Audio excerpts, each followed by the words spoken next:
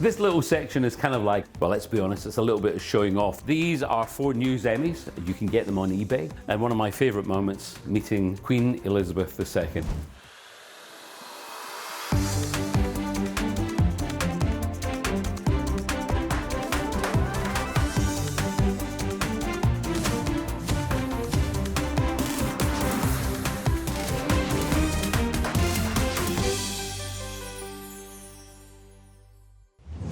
I'm Sara Gore and welcome to Open House NYC. We've got another great show for you this week filled with one-of-a-kind homes, and I am bringing it all to you from this stylish penthouse loft in the heart of NoHo. It spans over 3,000 square feet with soaring 14-foot ceilings, dramatic flooring, and oversized windows that frame both southern and eastern views.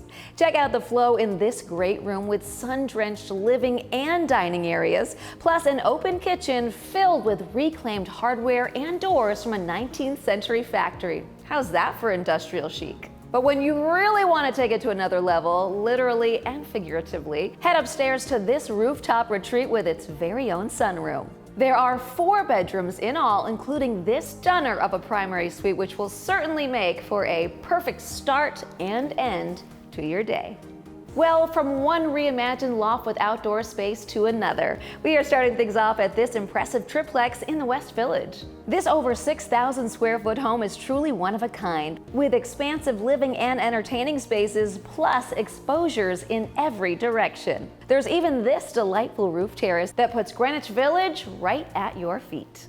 Enjoy. Welcome to 652 Hudson Street. I'm Julianne Bond with Sotheby's International Realty. This is one of the most rare properties you'll find, a triplex penthouse in the heart of the meatpacking district in the West Village. And I can't wait to show it to you.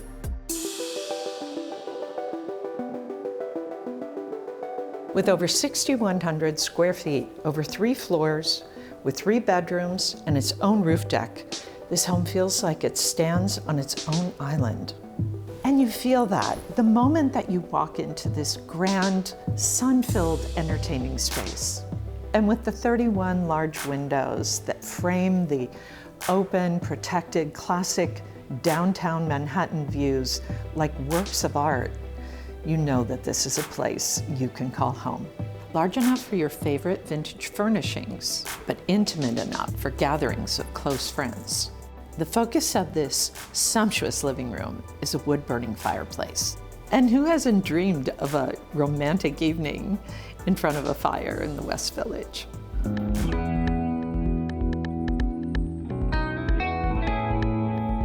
So tell me the truth. Who in New York has an eat-in kitchen with this many windows? So once you get over the views, take in all the features of this dream chef's kitchen. With 3 islands, custom cabinetry, and top-of-the-line appliances. This kitchen looks great, and it's highly functional. And being that the kitchen is open to the rest of the space, you never have to leave the party, even if you're whipping up a souffle. And to round out this floor, there are 2 bedrooms with ensuite baths. One of those bedrooms has a wood-burning fireplace, and of course, this beautiful library. So it's on the 2nd level that you get to see how this penthouse is really unique.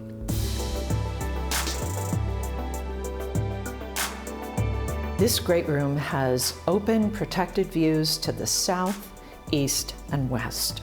It should be noted that the current owner had this room designed as a recording studio with all that implies. But now it's configured as the ultimate entertaining space. And with 16 oversized windows on this floor, you have plenty of light and plenty to look at. Now follow me into the primary bedroom.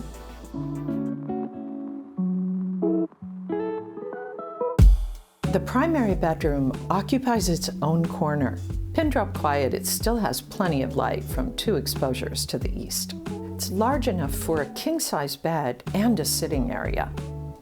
But maybe one of the nicest things about it is how close it is to where I'm gonna take you next.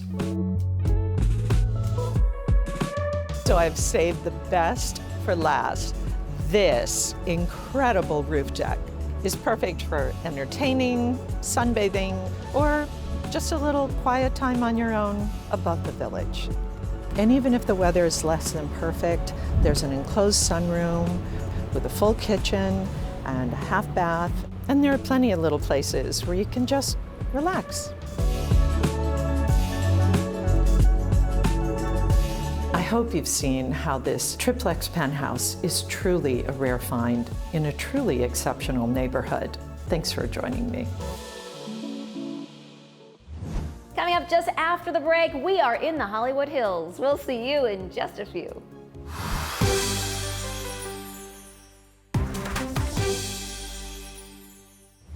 Welcome back, everyone. Now we're heading out to the West Coast with Scottish-born, LA-based television personality and best-selling author Ross King. Ross has been British television's longtime Hollywood correspondent, and his own impressive home in the Hollywood Hills is an ode to his life hobnobbing with the stars. There's also a pretty great view of that oh-so-famous sign. Take a look and enjoy. It's probably one of the most iconic signs in the world, and I'm lucky enough to get to live right below it. I'm Ross King. Welcome to my wee Scottish castle. First thing you see when you come into my house is the thistle. It's the emblem of Scotland. Why? Bit of a clue, I am Scottish. This little section is kind of like, well, let's be honest, it's a little bit of showing off, isn't it? For me, lighting is very important. If you look at this face, yeah, lighting's very, very important. And also just to create a little bit of a mood, a little bit of movie magic. And one of my favorite moments, meeting Queen Elizabeth II, one of the proudest days of my life. These are 4 News Emmys. You can get them on eBay. And then this is probably one of my favorite ones. It's the first time I ever got man of the match. I wasn't even playing.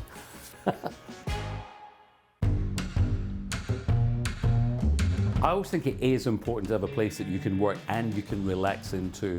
I absolutely love biographies, as you can tell. I will never ever do a biography myself, but I'm very lucky to have written a couple of books with my wonderful writing partner, Sara Gore. And then all my other little bits of memorabilia here, people that I've met and interviewed over the years. And sometimes I like to come in here, do a little bit of work, and then just have a little look round and think, what a lucky boy I am. Now this is one of the most famous cartoons. It's called The Bruins, or as you would say here, The Browns. So not only did they put me in it, they put my pal Jerry Butler in it too. And once I've done working for the day, there is no better place than the cuddle chair. This is one of my favorite chairs. I actually stole the idea from a James Bond movie and made this the cuddle chair. I deliberately draped all these fake furs on the cuddle chair just to make it as inviting and welcoming as possible. Originally when I came here, the beams were exposed, but they were all very dark. So I thought, just let's paint everything white, but also add in a little bit of wood when it comes to the table too. This is probably my most favorite piece in the whole of the house. And this is Jackie Collins sofa. It evokes true Hollywood glamour. And also what is lovely is that the cushions actually came from my sister. I've got bits of home from Scotland, and then I've got Jackie Collins sofa. In the kitchen again, I wanted everything to be big and to be bright. I chose this quartz here, which just reflects really well the light. I love to put in some of the older lighting here as well to go with the under cabinet lighting. And also I got all the cabinets refinished with that shabby chic look. And then brightness. I want to actually wash the dishes and look at the Hollywood sign. It's really important for me to have bits of home. And these cups you see underneath here actually came from Buckingham Palace. It is Royal Collection Fabergé. I have no idea what that means, but I'm sure it's fancy. After food and drink, what else do you need? A nap. Let's check out the bedroom. And at the end of a long, hard day, or sometimes it's a very long, hard morning, there's nothing I like better than a good sleep. And oh, this is the most comfortable bed in the world. A little Austin Powers-ish, but yeah, baby. I wanted my bed to be really welcoming, and I wanted to have this royal blue to go with the king connection. And I love the idea of it looking like it was circular, but it's not actually circular. It's smoke and mirrors. It's Hollywood. This is where I spend so much of my working time. I'm doing TV here for Scotland, for England, for Australia, for New Zealand. So it's all completely soundproof. I can do my voiceovers here too. You know what? I'm lucky to have a place like this in my home. So that's it. Thanks for stopping by and having a wee look round my Hollywood home. And as we say in the business, back to you in the studio. Coming up just after the break, we are sticking around sunny California for a look inside this Mediterranean-style estate you are not going to want to miss.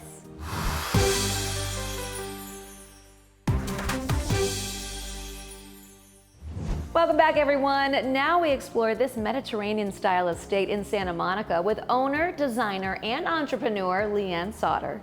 Her home is filled with charm and personalized detail throughout its chic interiors, reflecting a life of adventure and travel. Check it out. Hi, I'm Julianne Bond, a lifestyle artist located in Santa Monica, Rustic Canyon. You know that line, "Come up and see me sometime"? That's where this all started, the entrance to this home. In 1926, this house was built for someone that you guys might know, Mae West. Come on in and let's get this tour started.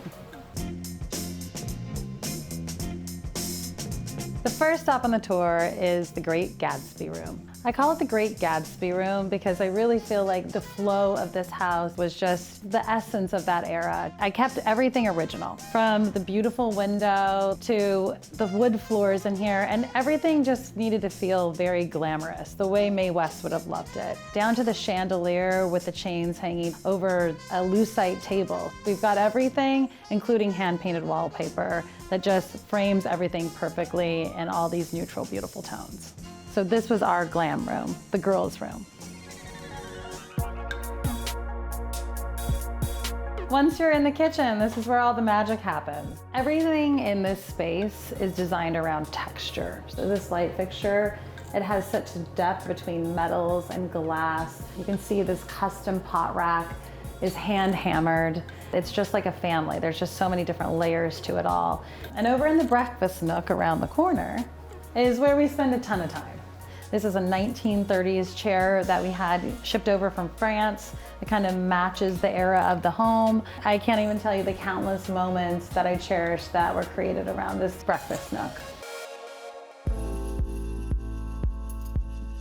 On this level, you can go into any room, but let's start with the primary. We really started with this room of sense of place. Sense of place meaning we kept a lot of elements from the 1930s, but we also want to make it special and unique to us. One of the things that I started with was the original fireplace along with these original tiles. I was relentless with getting this transition from greens to blues and really keeping this intact because it was just such an important part of the history of the house. This fabric, I think, is, my favorite moments in the room. You can close it like a cocoon. It's peaceful, quiet, and you have these beautiful ocean views.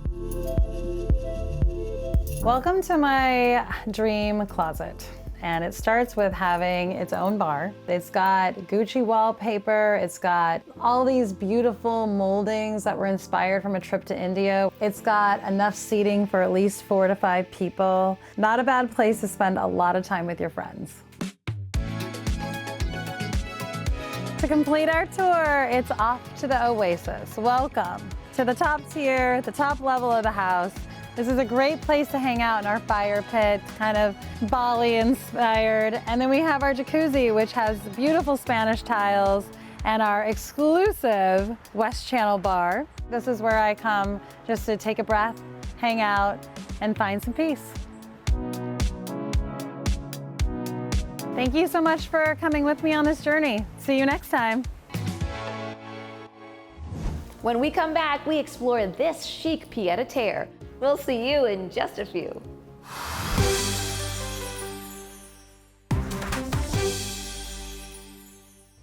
Welcome back, everyone. Now we join interior designer Sara Abdullah at this Upper East Side pied-à-terre. See how she maximized both style and functionality to create a luxurious and memorable retreat for her client.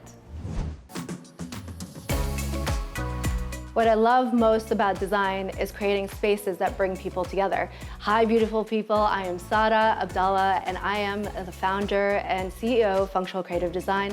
We mostly focus on hospitality design, but every once in a while, we get to design a beautiful home in New York City, and this is one of them. This is a pied-à-terre, and when our client approached us, he said he wanted it to feel like the dreamiest suite at a boutique hotel. This 25-foot wide limestone mansion was designed by the same firm that did the Frick Collection and the New York City Public Library. The exterior is fashioned in the Beaux-Arts style. And looking at it from the street, you would never guess that inside is this dramatic, sophisticated refuge. Here we are in the living room. We designed this space for easy entertaining. Materials are very important within a space because they create balance. We covered the sofa in mohair. Mohair is so soft and luxurious. This console is from DCNY, and we selected it because of the walnut wood. We really wanted a coffee table that was large enough to eat at, because as you can see, there is no dining room. So this mantle is the focal point of the living room. We kept the original mantle from 1899 and we modernized it by adding inset marble. Here at the window, there's not much of a view, so we added these floor-to-ceiling shears. They accentuate the 18-foot high ceilings while still allowing natural light to come through. The kitchen was designed with tranquility in mind. Again, as a pied-à-terre, it most likely won't be used for holiday feasts. But there are a few key things we did to amp up the style and function. We hung these crystal pendants as a contrast to these historical windows.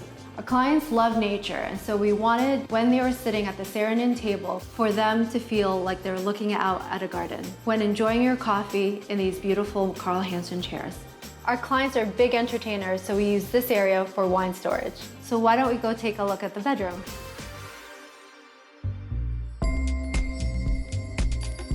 If you haven't dressed the bed, you haven't dressed the bedroom. I added these beautiful frette sheets, so soft. This bed frame is from Casina and it's all leather. By the window, you see floor-to-ceiling, built-in shelving, and our client can add all their accessories to the shelves that they find through their travels. After all, the bedroom is a personal space. I wonder where they're going next.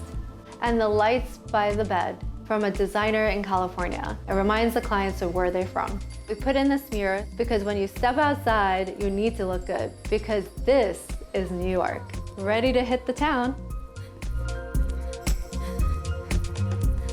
Okay, beautiful humans, thank you for coming and checking out our project. Till the next time. Coming up just after the break, we are in Hell's Kitchen with designer Karim Rashid. We'll be right back.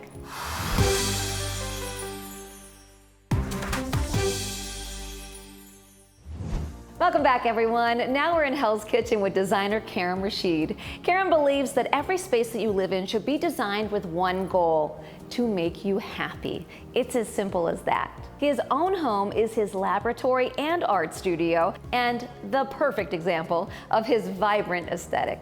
Take a look.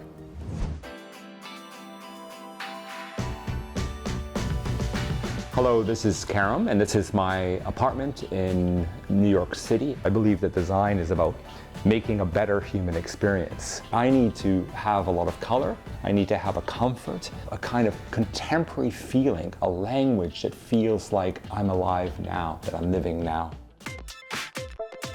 When I'm working on computer, I made myself a little corner home office to work there. It's really more because I just designed that desk and I always loved it and I kind of always wanted to use it. So it's a desk with 7 colors of drawers and all my markers are in there laid out in colors. When I design, the first thing I do, and it's maybe just habit, but I need to draw. The dining table I usually use when I want to sketch because I just have a much bigger surface and I can really lay out everything. My hand and my mind is the connectivity. It's the way to get my ideas, manifest them into reality in a way. When you analyze your interior space, every object in it should have some sort of connectivity to you. We've spent so much time now at home that I think we've all become critics of what we have around us.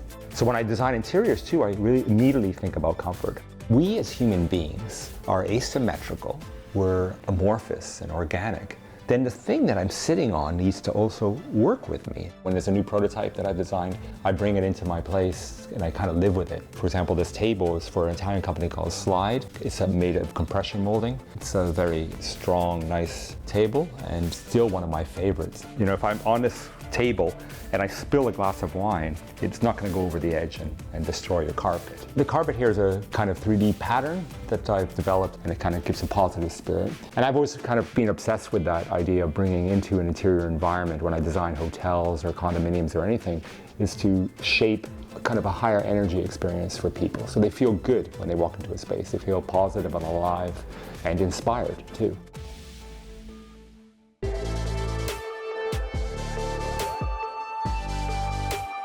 I try to capture this moment in which I live. The energy and the power and the color and the beauty of data and information. And so I think our physical world can become an extension of our digital age, and vice versa. I really hope you enjoyed coming into my home and exposing my privacy to you. So thank you. While I love exploring these homes, I love seeing what you thought of them even more. So drop a comment down below and let us know what you thought of this week's edition of Open House.